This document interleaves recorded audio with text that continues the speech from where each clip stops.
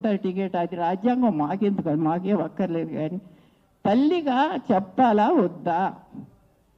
ఏదన్నా ఒక పని చేస్తుంటే ఒక పెద్ద మనిషి బయట నుంచి వచ్చి చెబుతారా లేదా? అదేమీ చెప్పలే నాకు. ఎవరిని అడుగుతాం? ఎవరిని అడగలేం.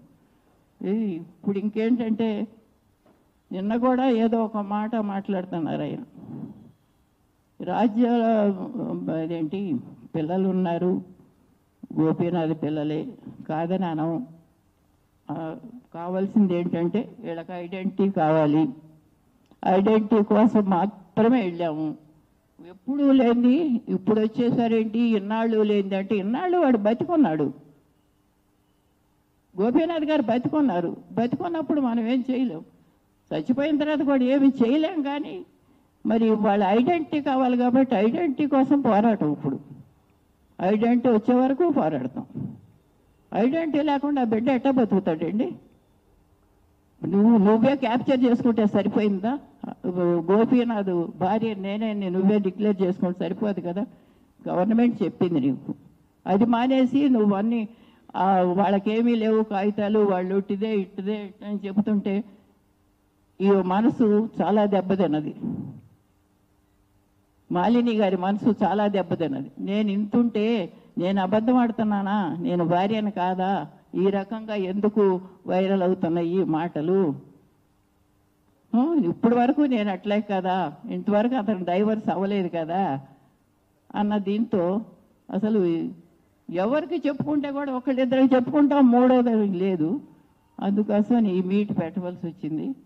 ఏంటంటే ఈవిడ గోపీనాథ్ గారి భార్య. డైవర్స్ అయితే అవ్వలేదు ఇప్పటి వరకు. ఇది పెళ్ళి నేను చేశాను, నువ్వు చేసామో లేదా అదంతా అది కాదు. కానీ ఇంతవరకు డైవర్స్ అవ్వకపోతే ఆవిడికి హక్కు ఉందా లేదా అన్నది మీరందరూ కూడా గ్రహించుకోవాలి. ఆవిడ ఇంతకాలం ఎంత ఆదరణ పడిందో.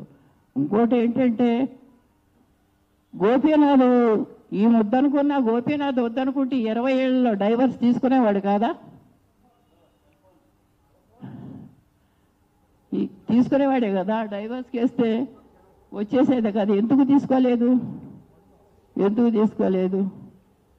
అదేంటంటే ఆవిడ కూడా సాఫ్ట్ కార్నర్ ఉంది, నా భార్య ఉంటుంది అనే ఉద్దేశంతోనే కదా వచ్చింది. వాళ్ళు తీసేసి శాంతం నువ్వేమో అది లీగల్ ఇది కూడా పెట్టి దొంగతాటుగా నువ్వే లీగల్ హైర్ అవ్వాలంటే బయటకు వచ్చాం బాబు. అంతవరకు ఈ విషయాలు కానీ గోపీనాథ్ విషయాలు కానీ మేమేం బయటికి తీయలేకపోయాం. 6 నెలలైనా సంవత్సరం అయినా ఎంతైనా వాళ్ళు లీగల్ హైర్లే కాబట్టి అది కూడా చాటు మాటుగా కాకుండా నలుగురిలో నిరూపించుకోవాలని వాళ్ళు అనుకోబట్టి నేను చెప్పి చేయగలుగుతున్నాను. ఇంకోటి ఏంటంటే నేను కేటీఆర్ గారు ఒక మాట అన్నారు, విన్నాను. ఇదేంతో చేస్తున్నారు, ఏముంది, టికెట్ కావాలంటే కేసీఆర్ కాళ్ళ మీద పెడితే వస్తుంది కదా అనే మాట ఒకటి అన్నారు. అంటే నా పెద్ద కొడుకు కూడా వాళ్ళు ట్రై చేశారు టికెట్ కోసం. అంటే బీఆర్ఎస్లో కేసీఆర్ కాళ్ళ మీద పడితే టికెట్లు తీసుకున్నారా అందరు ఎమ్మెల్యేలు అని నేను అడుగుతున్నా. టికెట్ ఇవ్వటం తాగటం అది కాదు, అసలు అంత హీనంగా నా పెట్టినట్టున్నారు. కాళ్ళు బట్టి టికెట్లు తెచ్చుకోవటం ఏంటి? నేను కేసీఆర్ గారు నేను విన్నాను, టీవీలో లైన్లో చెప్పారు. కాళ్ళు పడితే కేసీఆర్ గారు కాళ్ళ మీద పడితే టికెట్ వచ్చేది కదా అని చెప్పారు నాకు. కేసీఆర్ గారు కాళ్ళ మీద బట్టి మీరు అందరూ చూసే ఉంటారు, కాకపోతే చూసుకోండి టీవీ లైన్లో ఆయనతో మాట్లాడతాను, నేను విన్నా స్వయంగా. అది ఎంతవరకు సబబు? అంత హీనంగా మాట్లాడతారా?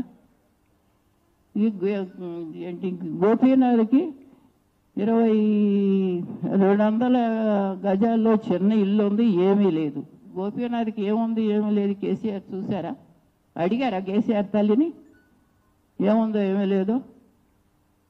అంత హీనపరచడం అవసరం ఏమొచ్చింది కేటీఆర్కి?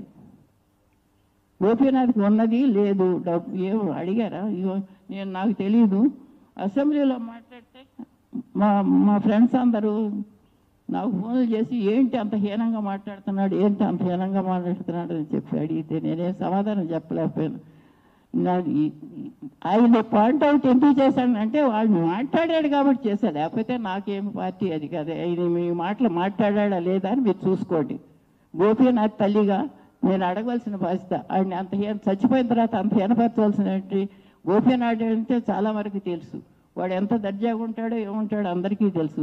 అంత దీంట్లో ఎంత హీనపరచవలసిన మాట ఎందుకు చేశారు అది.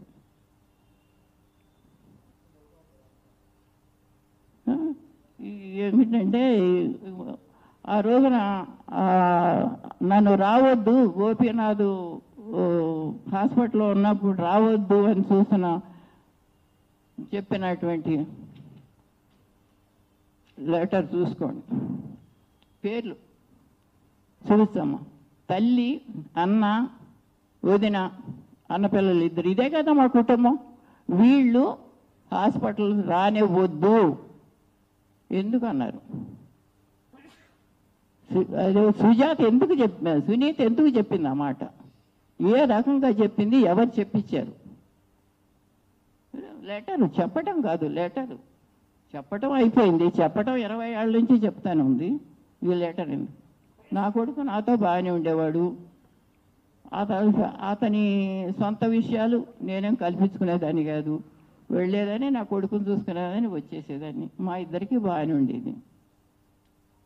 ఇవన్నీ రోడ్డు ఎక్కి నానా చండాలంగా ఉంటే ఈ విషయాలు ఏంటంటే ఈ అమ్మాయి కూడా బాధపడుతుంది కాబట్టి ప్రెస్ మీట్ పెట్టాము. ఈ మాటలన్నీ కూడా విన్న మాట నాకు చాలా బాధ అనిపించింది. కాళ్ళు పట్టుకుంటూ ఇచ్చేవాడు కదా సీటు, కేసీఆర్ కాళ్ళు పట్టుకుని తెచ్చుకోవాల్సిన అవసరం ఎందుకు? ఎమ్మెల్యే పదవికి ఎవరైనా పట్టుకుంటారేమో కావాల్సిన వాళ్ళు. గోపీనాథ్ ఎప్పుడు కాళ్ళు పట్టుకుని తెచ్చుకోవాలా? వాడు పోరాడి తెచ్చుకున్నాడు.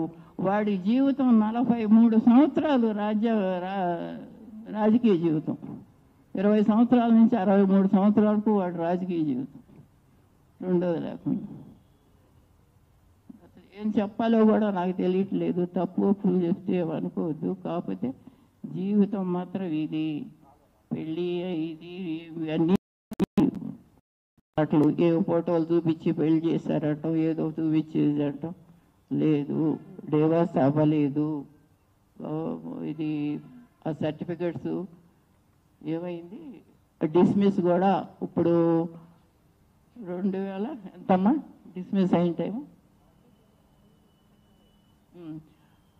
2002లో డిస్మిస్ అయ్యి. ఏం డిస్మిస్ అయ్యింది? గోపీనాథే వేశాడు డివోర్స్కి, మళ్ళీ వెళ్ళలేదు. 2-3 సార్లు అదే దాంట్లో ఉంది, డిస్మిస్ అయిన పేపర్లో కూడాను. అతనే విత్డ్రా చేసుకున్నాడు. అతనే విత్డ్రా చేసుకుంటే డిస్మిస్ అయ్యి ఈవిడే భార్య అని చెప్పి డిక్లేర్. అప్పటి నుంచి ఇప్పటికీ ఈవిడే భార్యగా ఉంది, వీడే కొడుకుగా ఉన్నాడు. ఎంతమంది ఎన్ని రకాలు చేస్తే కూడా వీళ్ళే కాబట్టి నేను అండగా ఉండవలసి ఉంటున్నాను. ఎంత చెట్టు అంత కొడుకు పోయి